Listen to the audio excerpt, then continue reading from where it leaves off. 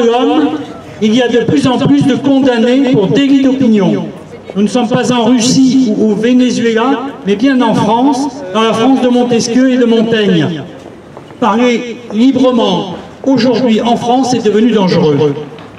Tazin, Cassel, Camus, Joly, Roudier, Jalamion et bien d'autres ont été condamnés parce qu'ils ont dit ou écrit la vérité. Nous allons entendre ici leurs paroles, et leur parole sera d'autant plus forte qu'elle sera prononcée devant cette école, l'école qui forme les magistrats. Ces magistrats qui ont condamné Zemmour, qui ont condamné Brigitte Bardot, Boris Lelay, Robert Ménard, ces magistrats qui ont pu faire le mur des cons, ces magistrats qui ont participé à la mascarade juridico-médiatique qui nous a privés d'élections présidentielles, ces magistrats qui condamnent les citoyens en légitime défense face à des malfrats et qui laissent courir les assassins islamistes.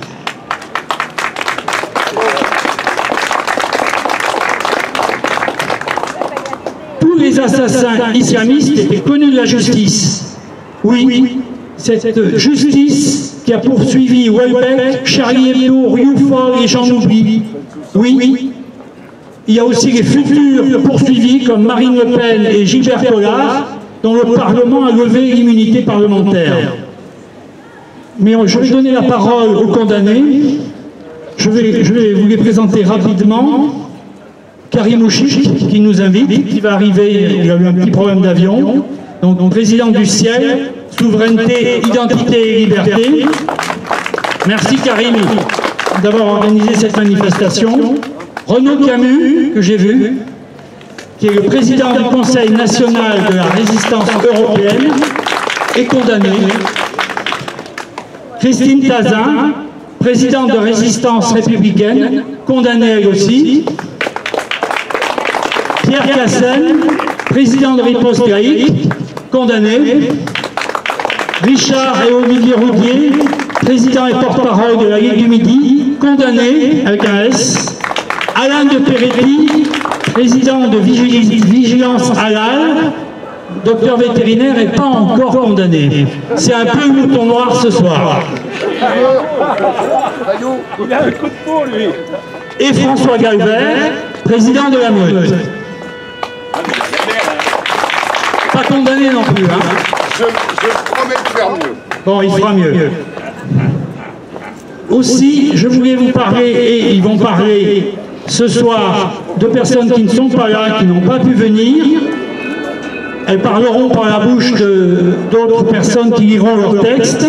Je pense à Dominique Gillet, la secrétaire de Vigilance Halal, qui a été perquisitionnée un matin de bonne heure. Sébastien Jalamion, ex-policier, révoqué pour avoir parlé et condamné aussi. Le général Christian Piquemal, radié des cadres de l'armée.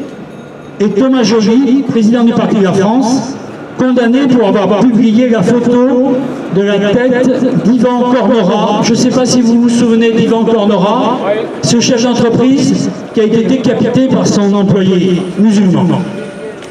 Je veux aussi, tant que j'ai le micro, remercier les organisateurs, Thomas et son équipe, la sécurité, sans qui on n'aurait pas pu organiser cette prise de parole, les responsables de la vidéo, merci.